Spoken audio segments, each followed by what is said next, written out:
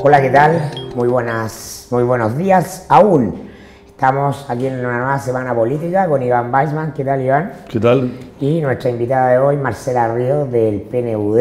Hola. Que está trabajando en este proyecto, Ahora Vota, un proyecto para incentivar la participación ciudadana. Estamos en directo por redes sociales, vía Facebook Live, y el programa va a quedar después alojado para que lo vean. En un rato más se van a dar los resultados de la última encuesta del Centro de Estudios Públicos previo a la elección. También hace algunos minutos atrás apareció el resultado del juicio del caso Luxinger-Mackay. Se dio a conocer el juicio absolviendo a los 11 mapuches imputados. Voto unánime. Tremendo golpe para la Fiscalía. También va a marcar la agenda, esas dos cosas van a marcar la agenda, pero independiente de que las mencionemos acá, queremos conversar de un tema que quizás no está en la agenda caliente del día, pero que va como por debajo, subterráneamente, en las capas geológicas, y que es esta constatación de que paulatina y sostenidamente la participación electoral en Chile viene bajando y que evidencia problemas más graves en la sociedad, a juicio de ustedes, ¿no?, que la mera decisión de abstenerse del proceso electoral. Sí, nosotros hace mucho tiempo que venimos haciendo este monitoreo de la participación electoral junto con este proyecto en el que venimos trabajando todo este año con un conjunto de ONG. Hemos convocado a un grupo amplio de actores de la sociedad civil porque queríamos pasar del diagnóstico a la acción. Pero el diagnóstico efectivamente lo que nos muestra, y es por eso que estamos involucrados en esta campaña de promover la participación, es que tenemos una situación de caída severa que no está en los promedios de América Latina, no estamos en el promedio mundial, somos uno de los 4 países del mundo donde más ha bajado la participación electoral. Iván decía hoy día que eso no era así, pero ¿cuáles son los datos? Y esa participación además está distribuida desigualmente entre las personas, ¿no? Tampoco es que el abstencionismo esté distribuido entre todos los grupos por igual, que es algo que nos preocupa en particular. Entonces son los jóvenes, como ya sabemos, son los sectores más pobres de las grandes ciudades. O sea, hay una diferencia también bien importante por regiones y por tamaño de ciudad. O sea, en las ciudades más pequeñas de todo el país, de menos de 70.000 habitantes, las personas siguen votando de manera importante, tienen promedio más alto del 50%, pero en las capitales regionales y en los barrios pobres de las grandes ciudades en particular se concentra ahí el abstencionismo. En la última elección municipal, por ejemplo, en La Pintana votó el 21% de las personas, en Valparaíso el 24%, 25%, en La Serena, Temuco, ¿cuál es la hipótesis Coquimbo de trabajo para explicar eso? ¿Es la disolución del vínculo, la idea de comunidad que otorgan las grandes ciudades o qué? Mira, nosotros lo que planteamos en el diagnóstico es que no hay una razón única que explique todo el abstencionismo de todos los grupos. O sea, hay fenómenos distintos, hay temas que tienen que ver con la juventud y la desconexión de los jóvenes con la política. También, cosa que sabemos y se repite, pero yo creo que no le hemos puesto suficiente atención, el tema de la ausencia de educación cívica y de formación ciudadana es bien severo. Nosotros también sacamos una guía de buenas prácticas de qué cosas se hacen en otros países, y ahí nosotros claramente tenemos un tema muy profundo. O sea, volviendo por ejemplo al ejemplo de La Pintana, en La Pintana, mientras los mayores de 65 años votó el 50%, más del 55% en la elección municipal, los jóvenes entre 18 y 19 años votó solo el 7%.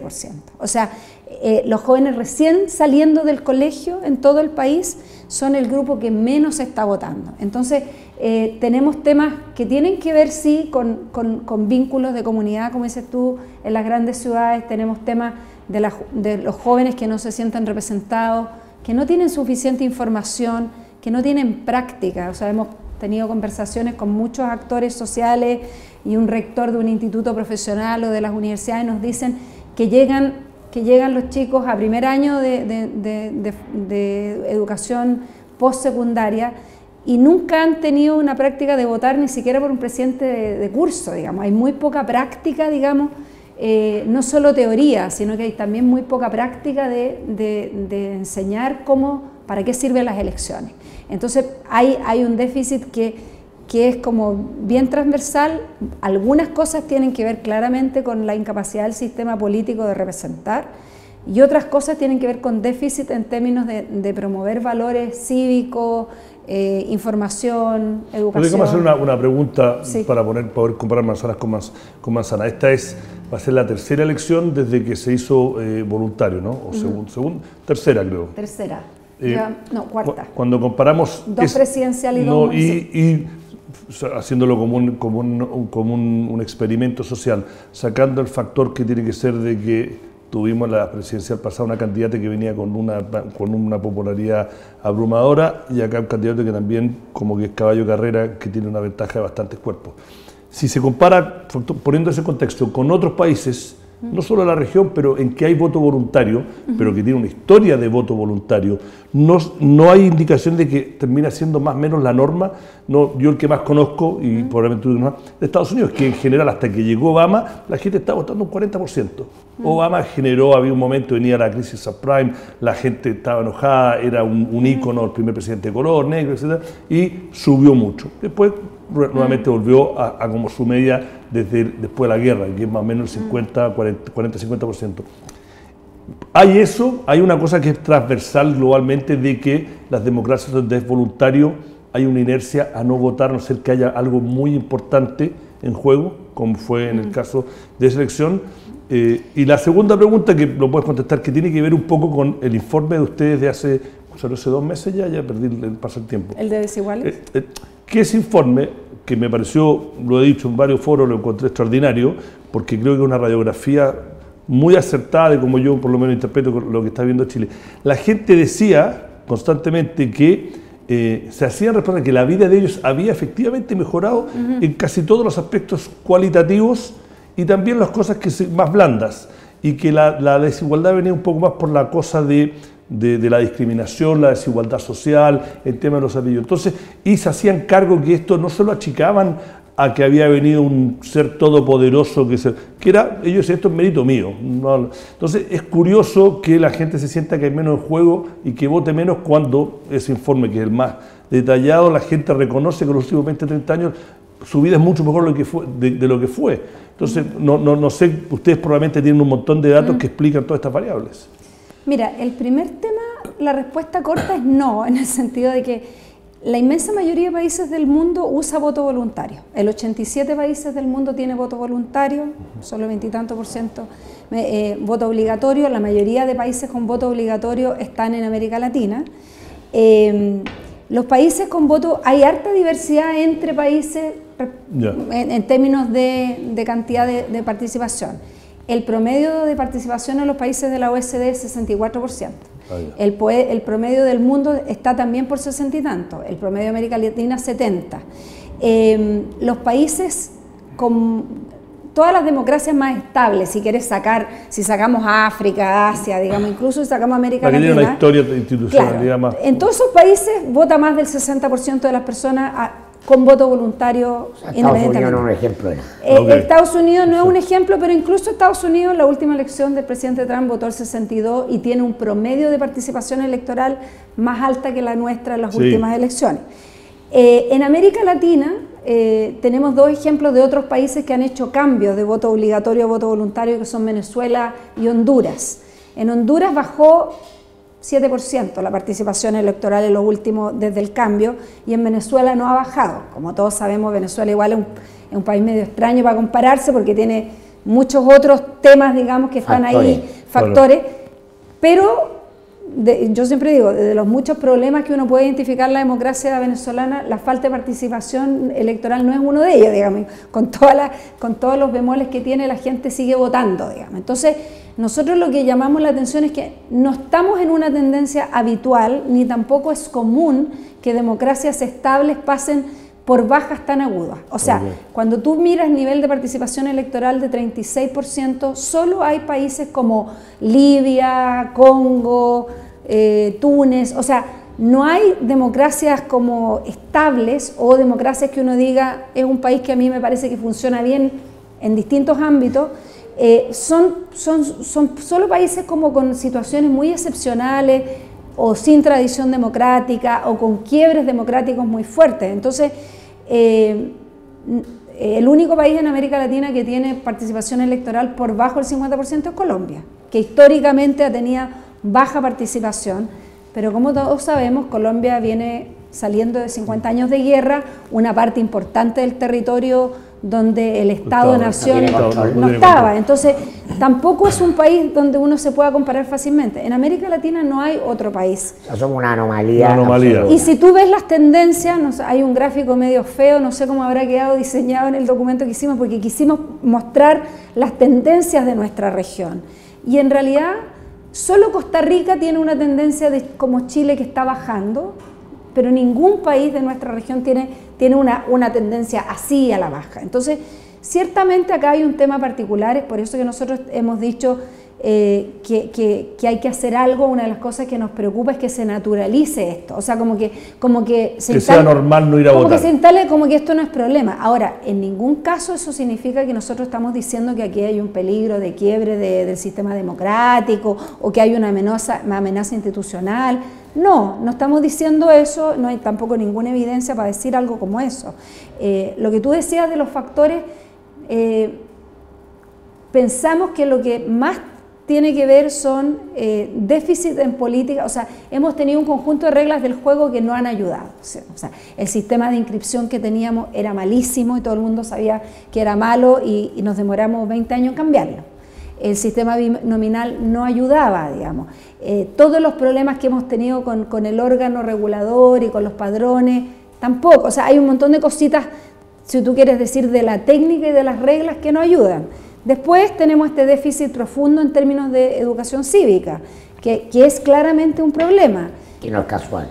Y después tenemos los temas de distanciamiento con la política. Entonces, si tú me dices, lo más probable es que no tenga que ver con una cosa porque muchas veces se plantea que la situación de las personas en Chile no está peor que en otros países, y eso objetivamente es así. Los indicadores de pobreza, de bienestar, de acceso a la vivienda, en todos los ámbitos o en una gran cantidad de ámbitos sociales y económicos, nuestro país no está peor que el promedio de América Latina en ningún caso. Tampoco estamos peor en términos, digamos, de cómo funciona el Estado necesariamente. Entonces, pensamos que hay un tema muy fuerte que tiene que ver con la política y también con una idea que se instala de que la política no es la forma para resolver los problemas o que da lo mismo, ¿no? Esta idea que uno siempre escucha, dice, a mí me da lo mismo y yo mañana tengo que trabajar igual. No, esto de que pase lo que pase, esto tiene que ver con otros y no conmigo. Entonces, una de las razones... Una ideología privatizadora. Claro, y una de las razones... De la vida. No sé si se puede mostrar esto, pero sí. que nosotros hemos convocado este conjunto de actores y estamos con el Hogar de Cristo, Comunidad Mujer, Fundación Iguales, Educación 2020, Un Techo para Chile, América Solidaria, Ciudadano Inteligente y un amplio espectro de otras organizaciones, Cáritas. Es porque tenemos en común una preocupación y también porque sentimos que tampoco podemos esperar como sociedad y desde nuestras distintas instituciones que esto sea un problema que se arregle de arriba hacia abajo. O sea, no hay nada que pueda hacer el Estado, el gobierno, sea cual sea el gobierno, eso te iba a preguntar. o los partidos. O sea, no hay ninguna medida, una única medida que pueda resolver esto. Esto requiere de mucho trabajo de distintas partes. O sea, se necesita trabajar. ¿Hay ejemplos en que se ha hecho una campaña similar a la de ustedes, ¿no? Con movimientos sociales? Porque acá voy a ser bastante cínico, uno saca La Roja, la asociación de fútbol, y no hay nada que convoque.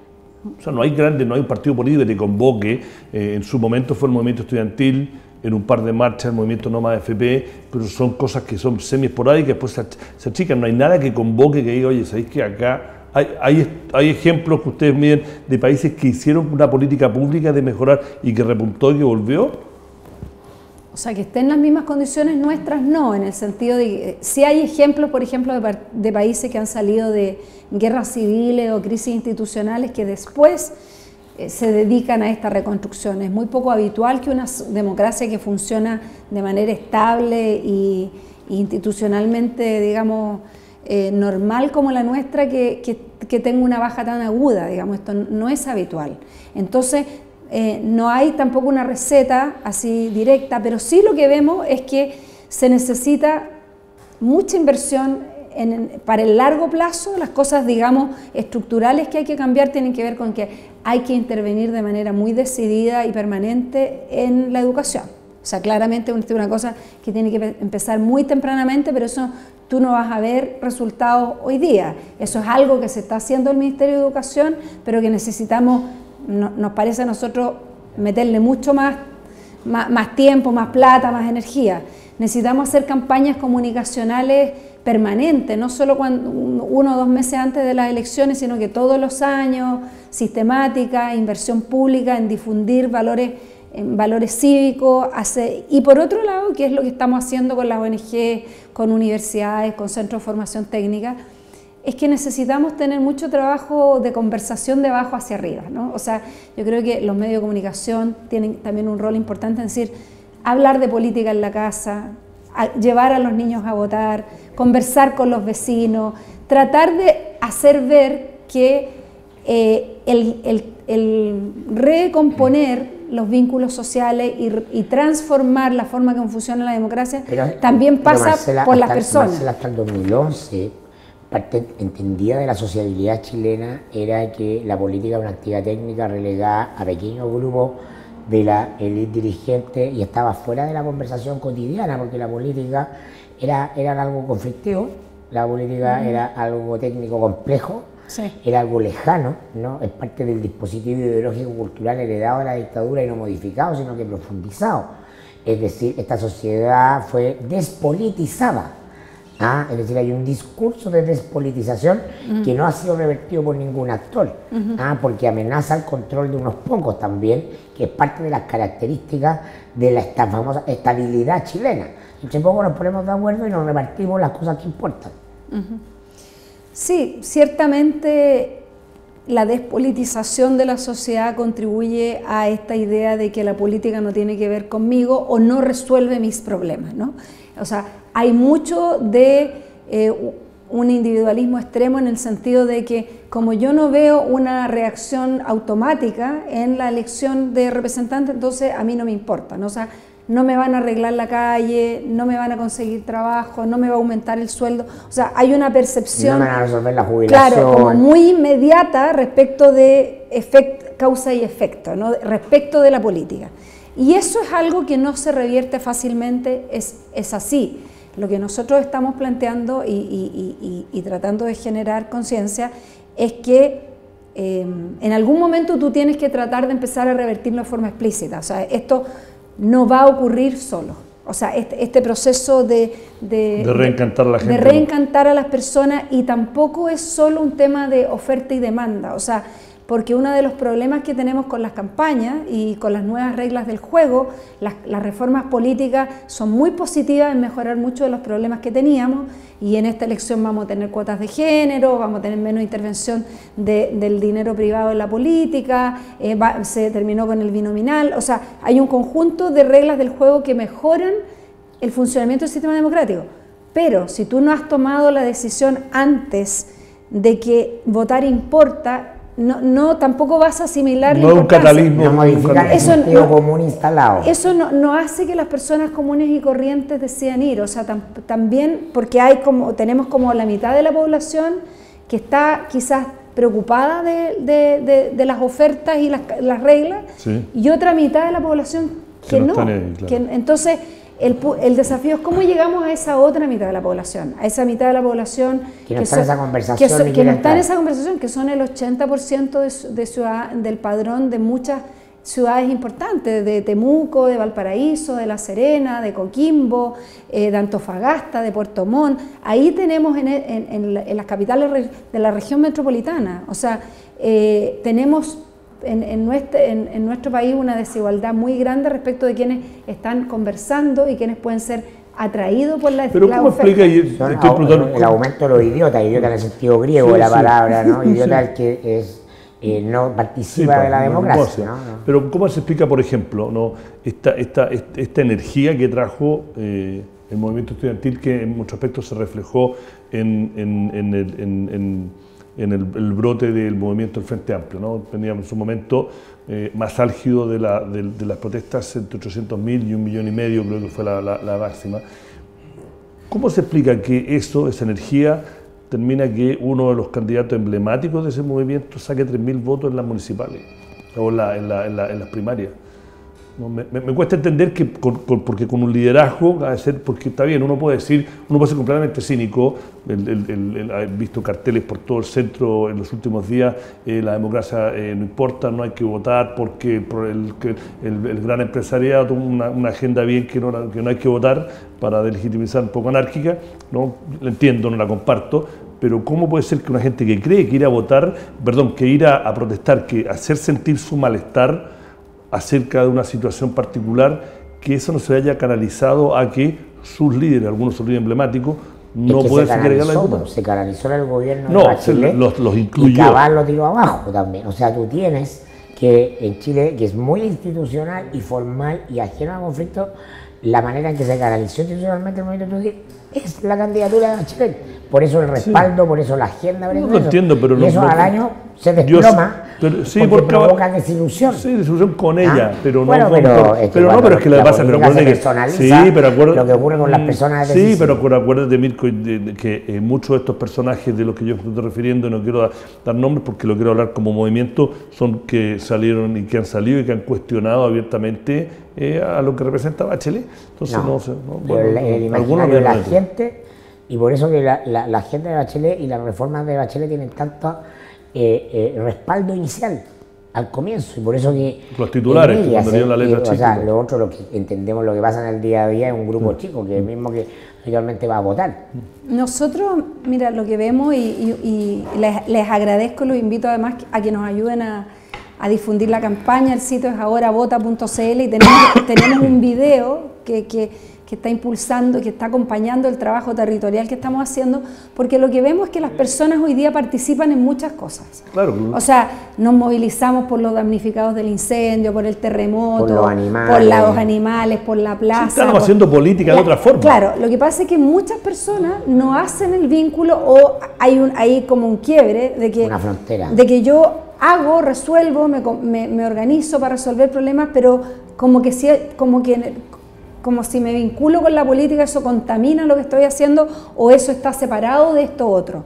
Nosotros lo que queremos plantear, y por eso es, tu opinión es un comienzo, y es súper bien que compartas en Facebook, súper bien que vayas a la marcha, que te organices para apoyar a los damnificados, pero eso no es todo, ¿no? Y se necesita hacer el vínculo. Y uno de los problemas y el desafío que tienen los nuevos movimientos de derecha, de centro, de izquierda, es que necesitan conquistar a nuevos electores, digamos. Entonces, creo que ahí el desafío para todos, no solo para los movimientos que surgen, digamos, de las protestas, sino que también para movimientos que han surgido en el otro, digamos, eje político, es que tienen que conectarse con estas personas que hasta ahora han estado fuera, digamos, y hay que hacer el vínculo y creo que ahí está la dificultad, porque una de las cosas que sigue pasando es que tenemos mucho más partidos, mucho más oferta, pero que le está apelando al mismo